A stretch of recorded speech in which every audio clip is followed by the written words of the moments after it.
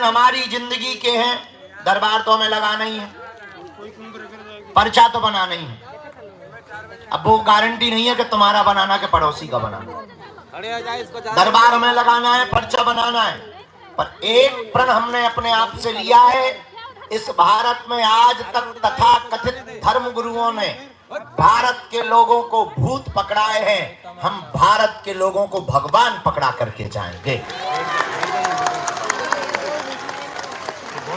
और भारत के जितने भी जगे हुए हिंदू हैं, तुम सुनो, केवल तुम माला के चक्कर में ना पड़ो, भाला भी साथ में रखा करो।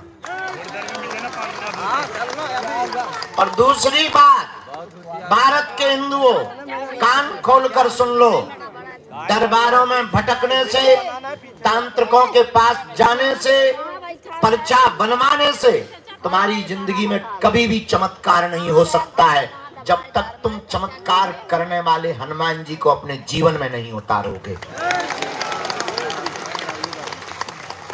उनके बताए पद चिन्हों पर नहीं चलोगे, तब तक दुनिया का कोई भी चमत्कारी आदमी तुम्हारे जीवन में चमत्कार नहीं कर सकता है। करेगा तो सिर्फ दिखावा करेगा। इसलिए हम तुमसे कहना चाहते हैं कि तुम हमारे भी चक्कर में मत पड़ो। हम तुम्हें एक ऐसा दीपक दे देते हैं कि अपने अंधेरे को तुम स्वयं मिटाओ। तुम स्वयं हनुमान की भक्ति करो, तुम स्वयं हनुमान जी के चरणों को पकड़ो, तुम स्वयं बालाजी के भगत बनो, ताकि तुम्हें दरबारों में धूप में पसीना ना बहाना पड़े। और उसके लिए तुम्हें मंगलवार को भी ना आना पड़े। मेरे पागलो, अगर तुम वास्तविक हनुमान जी के चरणों को, बागेश्वर बालाजी के चरणों को और सन्यासी बाबा के चरणों को पकड़ लोगे, हम तुम्हें दावे के साथ कहते हैं, तुम भले ही मंगलवार को न आना, जिस दिन आओगे वो दिन मंगल का होगा।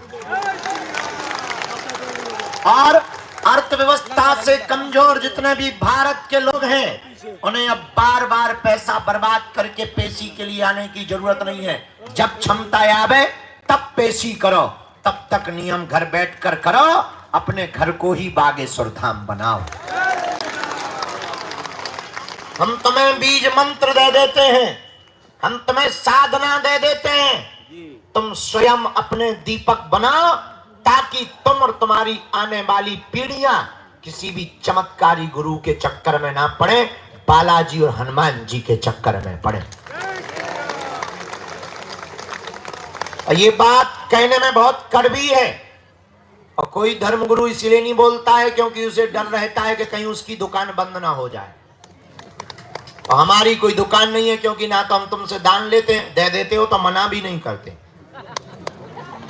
ये भी सुन लो, कर्जे में है तो दे करके भी जाना, ये भी तुम सुन लो। लेकिन ना तो हम दान के लिए बैठे, ना हमें तुमसे दक्षिणा की कोई अपेक्षा है। जितनी तुम तालियां बजाते हो उतनी हम रोज गालियां खा रहे, धर्म विरोधियों से, तुमसे नहीं, धर्म विरोधियों से उतनी गालियां खा रहे।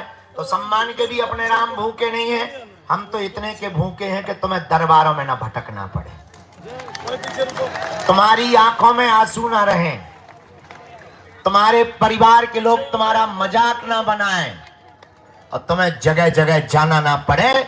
हमारा यही सपना है कि भारत का हर आदमी हनुमान जी का भगत हो जाए। खैर, कहना और सुनना दोनों सरल है, चलना बड़ा कठिन है।